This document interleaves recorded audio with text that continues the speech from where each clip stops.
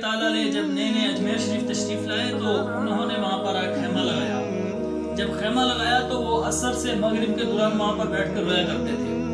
ایک نوجوان شخص اجمیر سے باہر گیا ہوا تھا پڑھنے کے لیے۔ جب وہ پڑھ کر واپسی آیا تو وہ روزانہ اس خیمے کے آگے سے گزرتا تھا۔ جب اس خیمے کے آگے سے گزرتا تھا اس کو اندر سے رونے کی آواز آتی تھی۔ تھا وہ غیر مسلم، اس کو اتنا بھی پتا تھا کہ یہ جو بابا ہے اندر یہ مسلمانوں کا رہنما ہے۔ اب وہ روزانہ خیمے کے آگے سے گزرتا تو اس کو اندر سے رونے کی آواز آتی۔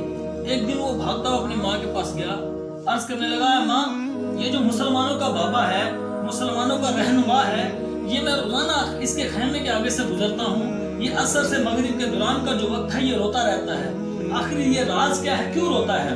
تو اس کی ماں نے کہا، بیٹا تو خود ہی جا کے پوچھ لے۔ وہ شخص دوڑتا ہوا خواجہ صاحب کی بارگاہ میں حاضر ہوا، کرنے لگا، عرض کی، اے بابا یہ بتائیے کہ آپ عصر اور مغرب کے دوران کا جو وقت ہے یہ کیوں روتے رہتے ہیں؟ آخر اس رونے کا راز کیا ہے، وجہ کیا ہے، کیا ریزن ہے کہ آپ عصر سے مغرب تک روتے رہتے ہیں؟ تو خواجہ غریب نواز رحمۃ اللہ تعالی نے فرمایا کہ تم جاننا چاہتے ہو میں کیوں روتا ہوں؟ کہا ہاں میں جاننا چاہتا ہوں آپ کیوں روتے ہیں۔ فرمایا کہ میں نے ایک عرصہ دراز اپنے پیر و مرشد کے ساتھ گزارا ہے، میں نے عرصہ دراز ایک مدت اپنے پیر و مرشد کی خدمت کی ہے، اب میں عصر سے مغرب کے دوران کا جو وقت ہے میں اپنے مرشد کو یاد کرتا ہوں، ان کی محبت مجھے رلاتی ہے۔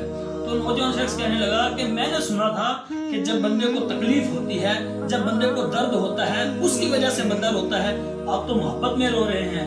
عرض کرنے لگا کہ میں بھی اس محبت میں رونا چاہتا ہوں، میں بھی دیکھوں اس محبت میں رونے کا مزہ کیا ہے، میں بھی اس محبت میں رونا چاہتا ہوں۔ تو خواجہ صاحب رحمۃ اللہ تعالی علیہ نے بڑا خوبصورت انداز میں فرمایا کہ اس کے لیے پہلے تجھے مسلمان ہونا پڑے گا، اس کے بعد میرا مرید ہونا پڑے گا، پھر اس کے بعد تجھے اس رونے کی لذت نصیب ہوگی۔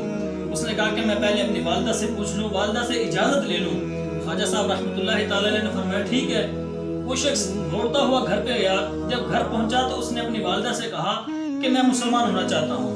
تو اس کی والدہ نے کہا، بیٹا تو بہت ضدی ہے، جس کام کے لیے بولتا ہے وہ تو کر کے رہتا ہے، تو میری مانے گا تو نہیں؟ ٹھیک ہے، جو تیرا دل آتا ہے، جو تیرے دل میں آتا ہے تو کر۔ وہ بھاگتا ہوا خواجہ صاحب رحمۃ اللہ تعالی علیہ کی بارگاہ میں حاضر ہوا، عرض کرنے لگا میں مسلمان ہونا چاہتا ہوں۔ خواجہ صاحب رحمۃ اللہ تعالی علیہ نے اس کو مسلمان کیا، اس کے بعد اپنا مرید کیا۔ اب فرمانے لگے خواجہ صاحب رحمۃ اللہ تعالی علیہ کہ اے شخص اب تو میرے ساتھ ہی رہے گا، چاہے وہ دن ہو چاہے وہ رات ہو۔ اب وہ خواجہ صاحب رحمۃ اللہ تعالی علیہ کے ساتھ رہنا شروع ہو گیا۔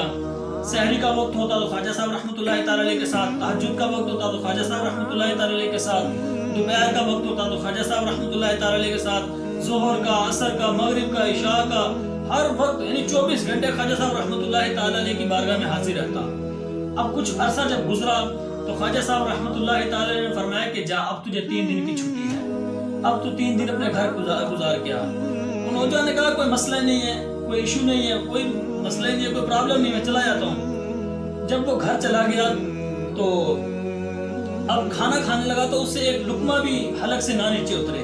وہ شخص 3 روٹیاں کھایا کرتا تھا، اب ایک لقمہ بھی نیچے نہیں اتر رہا، وہ رو رہا ہے، اس کو کسی چیز کی کمی محسوس ہو رہی ہے۔ اس نے اپنی والدہ سے کہا کہ مجھے ایسا لگ رہا ہے کہ چیز کم ہو گئی ہے، مجھے کسی چیز کی کمی محسوس ہو رہی ہے۔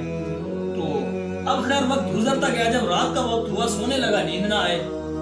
اب جب نیند نہ آئے اس کو پھر دل میں یہ کھٹکا پیدا ہوا کہ میرے دل میں کسی چیز کی کمی محسوس ہو رہی ہے، اب اس کو نیند بھی نہیں آ رہی، اب وہ رو رہا ہے، نیند نہیں آ رہی، روتا روتا چھت پہ چلا گیا۔ اس کی والدہ نے پوچھا بیٹا کیا بات ہے، کیوں رو رہا ہے، سو کیوں نہیں رہا، نیند کیوں نہیں آ رہی؟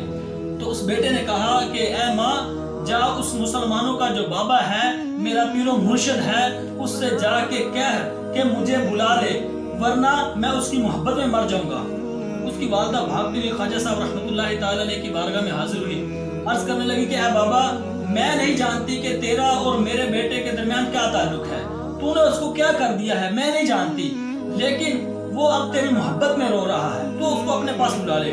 خواجہ صاحب رحمۃ اللہ تعالی علیہ نے فرمایا کہ نہیں، ابھی اس کا وقت نہیں ہوا، اس کو منع کر دیا۔ والدہ جب گھر پہنچی تو گھر پہنچ کے اپنے بیٹے کو پیغام دیا کہ تیرے پیر و مرشد نے منع کر دیا ہے۔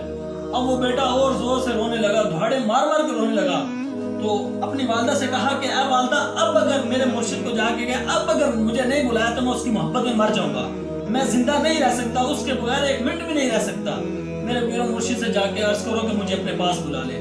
اب ان کی والدہ بھاگتی ہوئی گئی خواجہ صاحب رحمۃ اللہ تعالی علیہ کی بارگاہ میں، عرض کرنے لگی کہ اب بابا میرے بیٹے کو بلا لے، میرا بیٹا تیری محبت میں پاگل ہو گیا ہے، وہ کہہ رہا ہے کہ اب اگر تو نے مجھے نہیں بلایا تو میں تیری محبت میں مر جاؤں گا، اب اس کو بلا لے۔